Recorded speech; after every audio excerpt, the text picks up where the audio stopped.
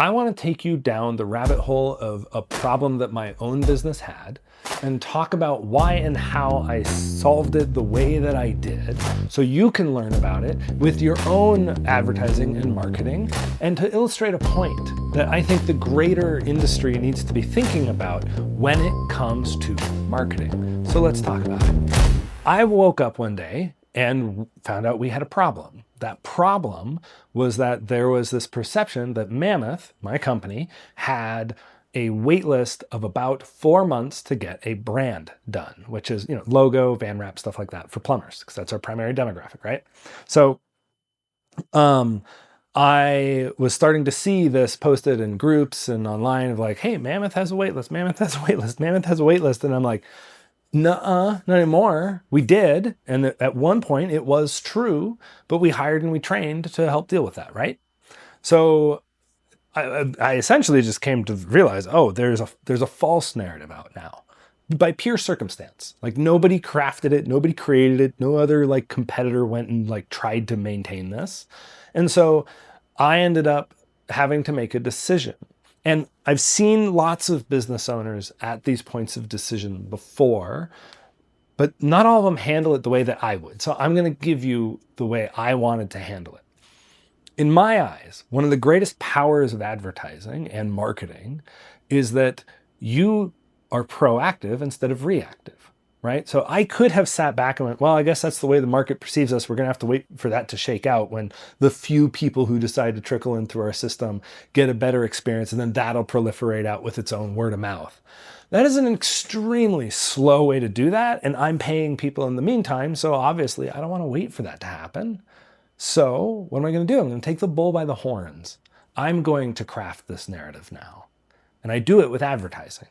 There's a number of ways you can do it, but advertising is one of the most consistently reliable ways to control the narrative of your company inside of a market. In this case, I had to control mine. Mine needed ads because I wanted people to know that, yes, hey, we could take your projects and we no longer have a wait list. So here's what I did to solve it. And then I want to talk a little bit deeper about why I solved it this way. Because I know some of you are like, well, yeah, now get to the meat.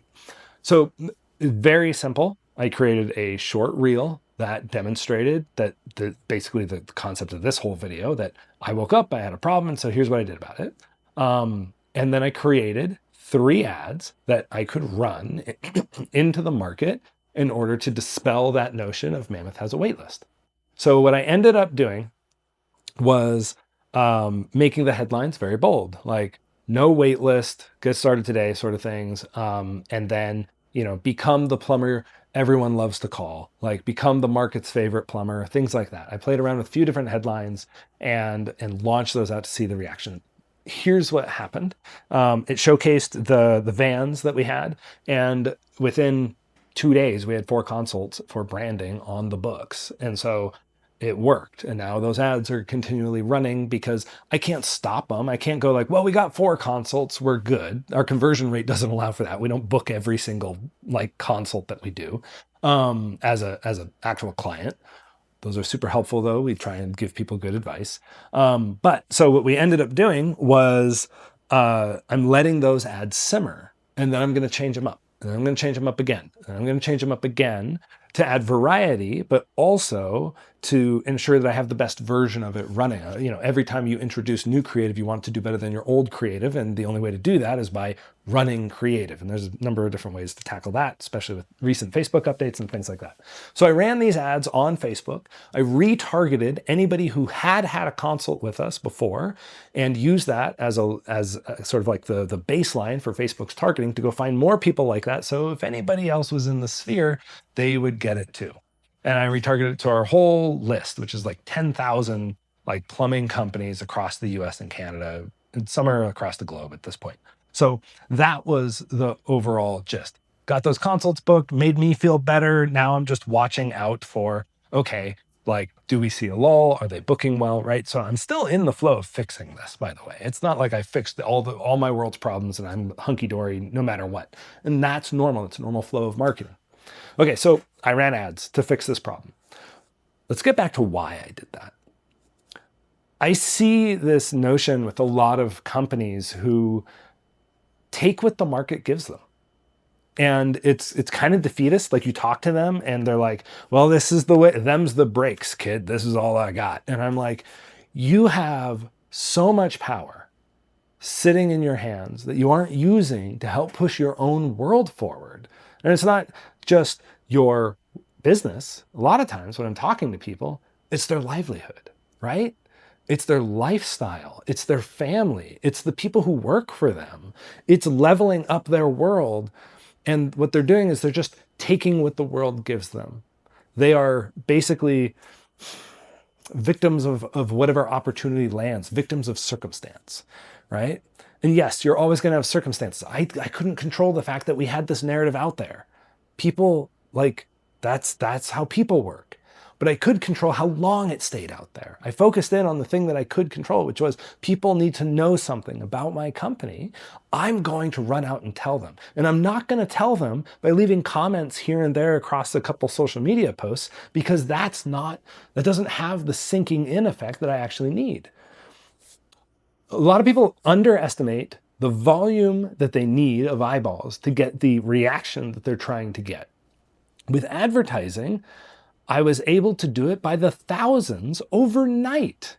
If I had sat there and commented on every single brand related post I saw across the internet, it would take just a ton of energy that I don't have because I want to be working on other things.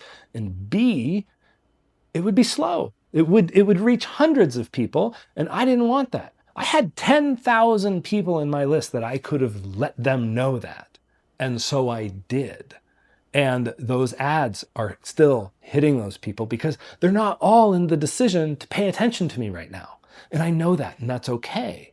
Because I want my company to pop up when they go, you know what? I got to solve this problem, and I know who can do it now because I've been seeing their ads everywhere and they haven't been leaving me alone. That's what I'm doing. And you can do the exact same thing. And I think that people tend to undersell this methodology, especially in the home services crowd, because everyone got so used to lead. And you forgot that the market needs to simmer with who you are. And so I want to see more and more companies being proactive about the narrative that they are crafting with their own company. The only way to do that at scale is to actually run advertising, because for $6, I can reach 1,000 people that day. And I have 10,000 people to reach. So that's only $60 a day. That's not a lot of money to throw towards an advertising initiative, provided it's targeted well and you're doing the thing that you should be doing. But I should have a much larger spend than that. And that's not the only thing we run. We run more than that. But so throwing money at this problem meant that I'm getting more money in the door. That's obviously the way advertising and marketing works. But it also means that I'm not letting this notion of my own company, this narrative that I didn't craft, that just happened, I'm not letting it sit. I'm trying to influence. I'm trying to be strong about, that's not who we are right now. We're this. We were that, sure. That's fine. We had a wait list.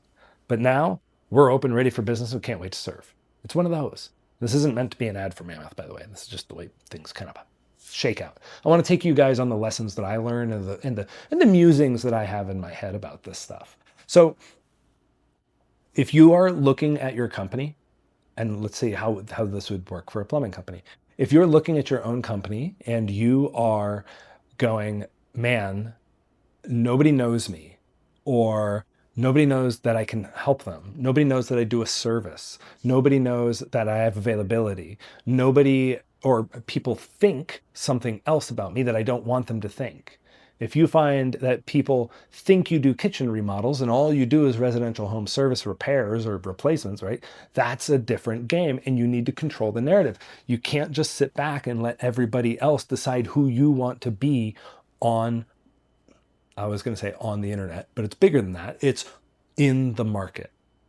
So when you're thinking about your company, when you're thinking about your marketing, think about what you want to be known for at that moment and work against it, and realize it might take 3 months for you to build and craft the perception that you truly want out of your market. That is branding, that is marketing, that is influence, and that is bringing people together around the concept of your business. So I hope this is helpful. That's the lesson that I learned. So as always, if you need help with your marketing, my company does free consults for plumbers. If you want to sit down, just go to mammothforplumbers.com and we would be happy to analyze your marketing, give you some next steps, and you can go and execute them themselves. Or we'll tell you what we do, how we can fit into that piece of the puzzle as well. I hope this is helpful. You have a good one. This is the Mama Plumber Podcast with Tyler Williams, the Mama Marketing Man. OMG, this is going to be great. La la la la la la la la la la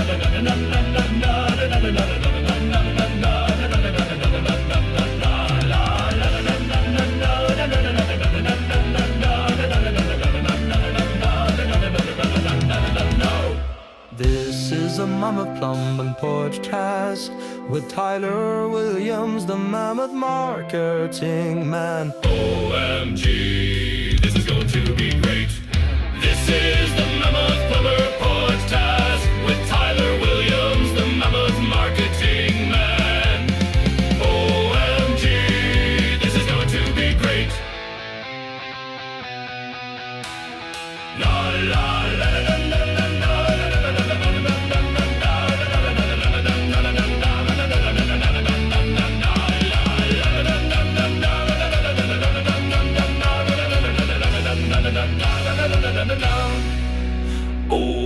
OMG, this is going to